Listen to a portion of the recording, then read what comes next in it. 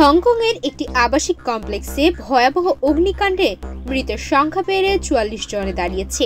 বুধবার ২৬ নভেম্বর স্থানীয় সময় সকালে এই দুর্ঘটনাটি ঘটে।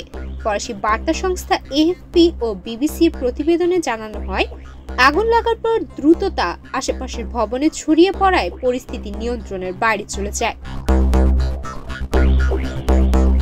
আগুনের সূত্রপাত হয়েছিল উত্তর হংকং এর তাইপো জেলায় তাংফু কোর্ট আবাসিক কমপ্লেক্সে।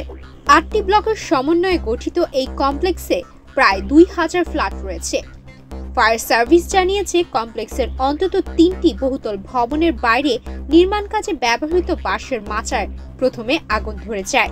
এক্সট্রিম মশার কয়েল প্ল্যান্ট ফাইবার দিয়ে তৈরি, তাই সহজে ভাঙে না, সুগন্ধিযুক্ত ও নিরবিচ্ছিন্নভাবে জ্বলে। ডেঙ্গু, চিকুনগুনিয়া বাহি সহ যে কোনো মশার বিরুদ্ধে দেয় এক্সট্রিম সুরক্ষা।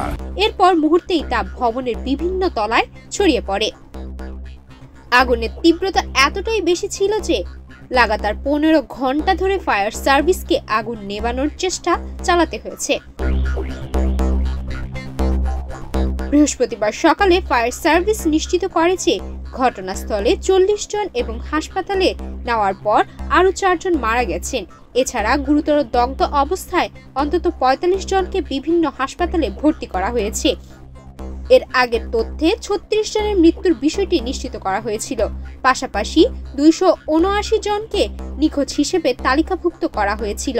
ফলে আশঙ্কা করা হচ্ছে যে হতাহতের সংখ্যা আরও বাড়তে পারে।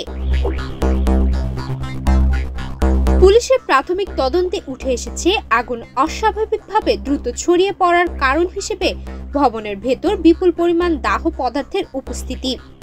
ঘটনাস্থলে পলিস্টাইরিন সহ বিভিন্ন দাহ নির্মাণ সামগ্রী পাওয়া গেছে, যা আগুনকে আরো ভয়াবহ করে তোলে।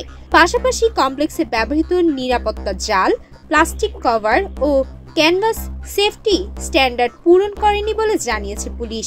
এসব সামগ্রী দ্রুত জ্বলে ওঠায় বাসিন্দারা সময়মতো বের হতে পারেনি। ঘটনার পর এখন পর্যন্ত ৩ জনকে গ্রেফতার করা হয়েছে। তারা একটি নির্মাণ প্রতিষ্ঠানের কর্মকর্তা।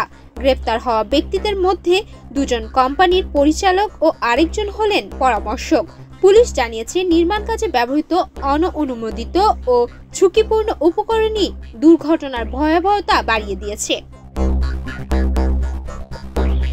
হংকং সরকার ঘটনাটিকে সাম্প্রতিক সময়ে সবচেয়ে বড় অগ্নিকাণ্ডের অন্যতম হিসেবে উল্লেখ করে পুরো ঘটনার বিচারিক তদন্তের নির্দেশ দিয়েছে।